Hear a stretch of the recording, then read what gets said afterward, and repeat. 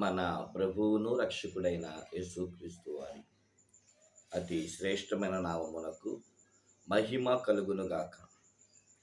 అనుదిన మన్నా అను ఆధ్యాత్మిక క్రైస్తవ వర్తమానాల శీర్షికను వేకుజామునే మీ అందరికి అందించుటకు కృప చూపిస్తున్న ఆ సృష్టికర్త అయిన దేవునికి లైక్, షేర్, సబ్స్క్రైబ్ చేస్తున్న శ్రోతలకి నా ప్రత్యేకమైన ధన్యవాదాలు. అందరూ బాగున్నారు కదా? దేవుని మహాకృప చేత ఈ ఉదయకాల సమయం ముందు దేవుని వాక్యాన్ని మీతో పంచుకోవడానికి, ఆయన పాదం దగ్గర మనం అందరం నేర్చుకోవడానికి మీరు సిద్ధ మనసుతో ఉన్నారని నమ్ముచున్నాను. రండి, దేవుని వాక్యాన్ని ఆయన పాదముల యొద్ద నేర్చుకుందాం.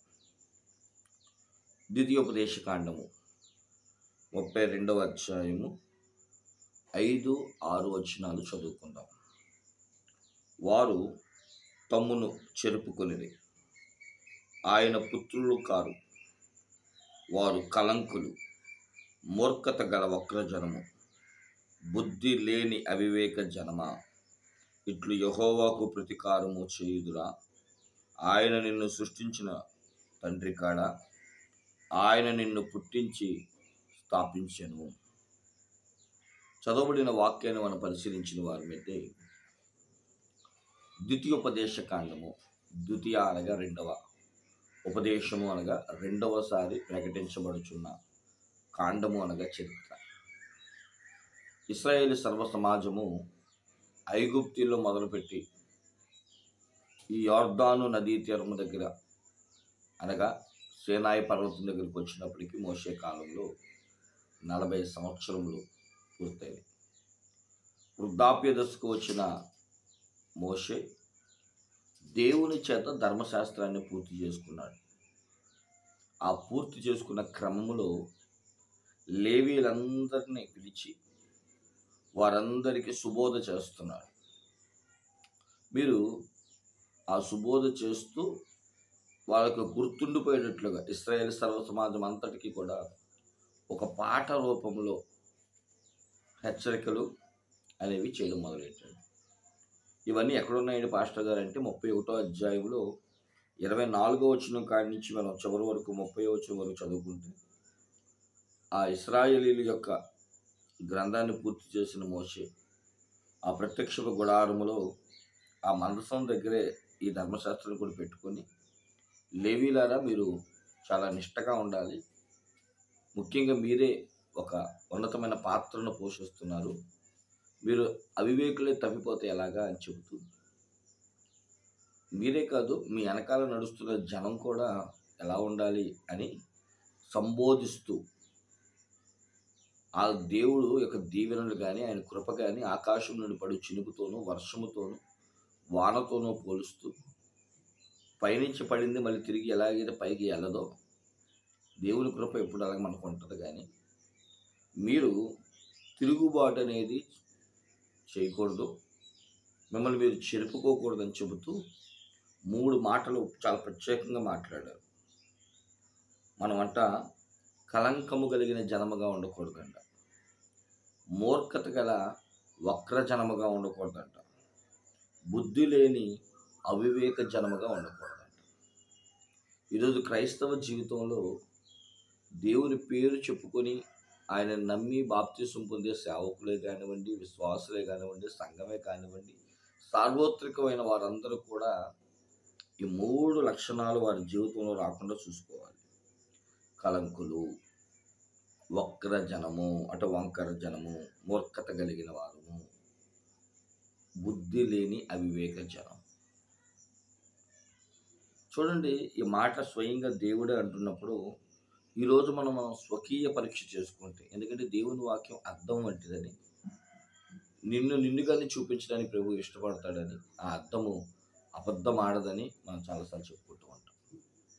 మరి అలాంటి అద్దమైన దేవుని వాక్యము మనల్ని ఈరోజు హెచ్చరిస్తుంది. ఈ మోషే ఉపవాసము దినాలలో నువ్వు ఎలా ఉన్నావో ఒకసారి చూసుకో అంటూ, ఆయన స్వకీయ జనముగా చూడాలనుకుంటున్న మనము ఇలా కలంకం కలిగిన జనంగాను, వంకర జనముగాను, మూర్ఖత కలిగిన వారముగాను, బుద్ధి లేని అవివేక జనంగా ఉండడం మాత్రం సభ్యపడ్డారా? ఇక్కడ దేవుడు అంటున్నాడు, ఈ 3 లక్షణాలు ఎప్పుడు వస్తాయో తెలుసా? ఒకటి, తమ్మును తాము చెరుపుకొనుట వలన. చెరిపేసుకుంటున్నాం. ఎలాగా? కళంకం వచ్చేలాగా చెరిపేసుకుంటున్నాం. అందుకని యేసుక్రీస్తు ప్రభువారు ఎఫెసీయులకు రాసిన పత్రిక 5వ అధ్యాయం, అపోస్తలుడైన పౌలు ఎఫెసీయులకు రాసిన పత్రిక 5వ అధ్యాయము ఒక చక్కని మాట పరిశుద్ధాత్మ దేవుడు రాయించాడు. చూడండి, 28వ వచనం, 27 కూడా చదువు, 25 నుంచి మొదలు పెడదాము. పురుషులారా, మీరు మీ భార్యను ప్రేమించుడి, అటువలే క్రీస్తు కూడా సంఘమును ప్రేమించి అది కళంకమైనను ముడతైనను అట్టిది మరి ఏదైనను లేక పరిశుద్ధమైనది గాను నిర్దోషమైనది గాను మహిమగల సంఘముగాను ఆయన తన ఎదుట దానిని నిలబెట్టుకోవలనని వాక్యముతో ఉతక స్నానము చేత దానిని పవిత్రపరిచి పరిశుద్ధపరచుటకై దాని కొరకు తమను తాము అప్పగించుకొనెను.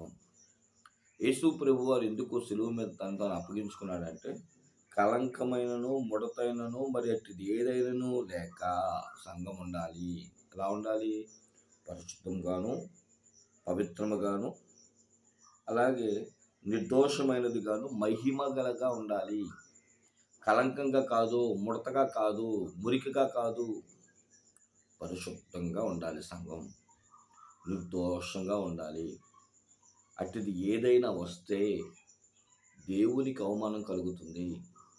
తన బిడ్డల ద్వారా దేవునికి ఘనత రావాలే తప్ప, మంచి ప్రవర్తన రా బాబు, ఇలాంటి వాళ్ళు మంచివాళ్ళు అనిపించుకోవాలే తప్ప, చెడ్డ బ్రతుకు, ఆ యేసు నమ్ముకొని కూడా చూడు ఎలా బ్రతుకుతున్నారు, తాగుబోతుడుగా, తిరుగుబోతుడుగా, జూతగాడిగా, వ్యభిచారిగా.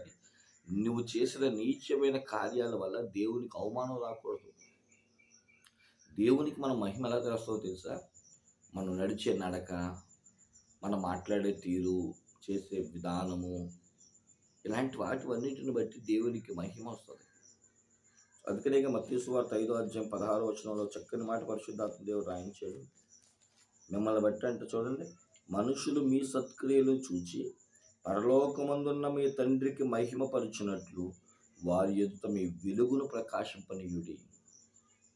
కాబట్టి మనము కళంకము కలిగిన జనముగా ఉండకూడదు. ఎందుకంటే యేసుక్రీస్తు ప్రభు వారి కళంకంగా ఉన్న జనమును ముడతైనను మచ్చలను మరి దాగలను మరి ఏదైనాను లేకుండా ఉండాలని వాక్యమైన ఉతక స్నానము చేత మనం ఈరోజు మాట్లాడుతున్నాం. రెండవదంటే మనం వంకర జనముగా ఉండకూడదంట. సంఖ్యాకాండంలో చక్కని మాట పరిశుద్ధాత్మ దేవుడు రాయించాడు. యెహోవా యొక్క బిడ్డలైన వారిని శపించమని చెప్పి బాలాకు బిలామును పాటిస్తే, అక్కడ చూడండి సంఖ్యాకాండం 23వ అధ్యాయం 21వ వచనంలో, ఆయన యాకోబులో ఏ దోషము కనుగొనలేదు, ఇశ్రాయేలీలో ఏ వంకరతనము చూడలేదు. యాకోబులో దోషం లేదు, ఇశ్రాయేల్లో వంకరతనం చూడలేదంట. తిన్నని మార్గమును ఎతికే బిడ్డలుగా, సత్యాన్వేషకులుగా, సత్య స్వభావికులుగా, నవీన స్వభావము ధరించే వారముగా, పరిశుద్ధమైన బిడ్డలుగా మనం చూడాలనుకున్నాం. కానీ మనమేంటి, మూర్ఖత కలిగిన వారముగా మారిపోతున్నాం, మూర్ఖులైపోయి వంకర త్రోవలు కలిగిన వ్యక్తులుగా, వంకర బుద్ధులు, వంకర ఆలోచనలు, వంకరతనం మనకు వచ్చేస్తుంది. వంకర అనగా పక్క చూపులు, పక్క ఆలోచనలు, ఎవరిని మింగుదమా అన్నట్లు. అది సాతాను బుద్ధి, క్రైస్తవుడి బుద్ధి కాదు. అది దుష్ట లక్షణం. ఇతరులను గాయపరచడం, ఇతరులను బాధ పెట్టడం, తమ బాగుంటే చాలని కోరుకోవడం క్రైస్తత్వం కాదు. అట్టి వంకరతనం దేవుడు మనలో చూడలేదు. అలా ఉండకూడదు మనం. అది మూర్ఖత్వం కలిగిన వారికి ఉంటుంది. మూర్ఖంగా ప్రవర్తించే వారికి, మూర్ఖపు మాటలు మాట్లాడే వారికి, మూర్ఖపు ఆలోచన కలిగిన వారికి, దేవుని బిడ్డలు ఎప్పుడూ కూడా ఆయన వంకరతనం చూడలేని వారిగా మనం ఉండాలి. ఇక మూడోది అంటాడు కదా, బుద్ధి లేని అవివేక జనం. ఏమండి, లూకా సువార్త 15వ అధ్యాయంలో తప్పిపోయిన కుమారుడికి బుద్ధి వచ్చినప్పుడు వాడు తండ్రి దగ్గరికి చేరినట్లు మనం బుద్ధి కలిగిన వారమై ఉండాలి, కానీ బుద్ధి లేని అవివేక జనంగా ఉండకూడదు. ఒకానొక సమయం హోషేయ అని పిలువబడుతున్న ఇశ్రాయేలుతో దేవుడు మాట్లాడాడు. ఒక వ్యక్తి జీవితంలో బుద్ధి లేకపోతే వాడి యొక్క ప్రవర్తన ఎలా ఉంటుందో హోషేయ గ్రంథము 13వ అధ్యాయము. హోషేయ గ్రంథము 13వ అధ్యాయము.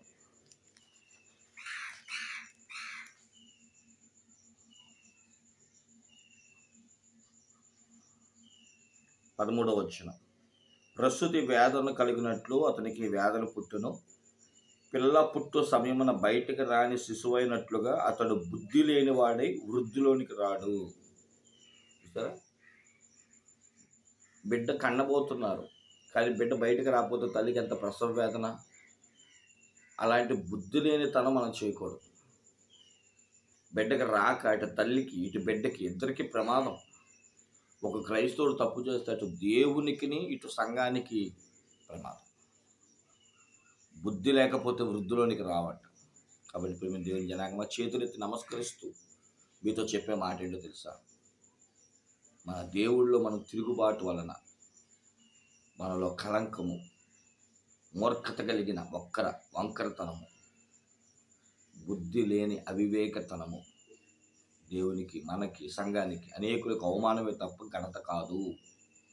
యేసుక్రీస్తు ప్రభువు నీ కొరకు నా కొరకు కలవరిశిలలో ప్రాణం పెట్టింది నేను పరిశుద్ధ జన్మగాను, ప్రతిష్ఠిత జన్మగాను, సార్వత్రిక జన్మగా చూడాలనే కానీ ఇలాంటి బుద్ధి లేని తనంలో ఉండకుండాని ఈ మోషే సుఖోపవాసాలు ముఖ్యంగా ఆయన శిలువ, ఆయన మరణ, ఆయన పునరుద్ధానం గురించి తెలియజేస్తూ ఇశ్రాయేలు పాతకాలంలో చేసిన ప్రతి పొరపాట్లు, ప్రతి ఒక్క నియమ నిబంధనలను, హెచ్చరికలను మనందరికీ బుద్ధి కలిగినట్లుగా మనలో అవివేకతనము, కలంకము, మచ్చ, డాగు వంటివి తొలగించి పరిశుద్ధ జన్మగా, ఆయన కోరుకున్న జన్మగా ఉన్నట్లుగా మనం కూడా మార్చుకుని ప్రవర్తన తీరును సరిచేసుకుంటే ప్రభు యొక్క కృప మనకి ఎప్పుడు తోడుగా ఉంటుంది.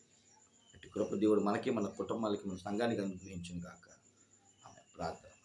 పరిశుద్ధుడు అయిన మా తండ్రి, నీకు వందనాలు. విన్న వాక్యం ప్రకారం జీవించే అనుభవం మాలో ఒక్కొక్కరికి దయచేయండి. మహిమ, ఘనత, ప్రభావాలతో నింపండి. యేసు పరిశుద్ధ నామమున వేడుకొంచున్నాం మా పరమ తండ్రి. ఆమేన్. తండ్రి, కుమార, పరిశుద్ధ ఆత్మత్రి ఏక దీవెన ఆశీర్వాదం ఆయనకి ఇష్టమైన ప్రతిష్ఠిత జన్మగాను, సార్వత్రిక సంగమగాను దేవాతి దేవుడు మనల్ని మలిచి, స్థిరపరిచి, బలపరిచి, కార్యాభివృద్ధి జరిగించి మనకు సహాయం చేయను గాక. ఆమేన్. అందరికీ మరణాత.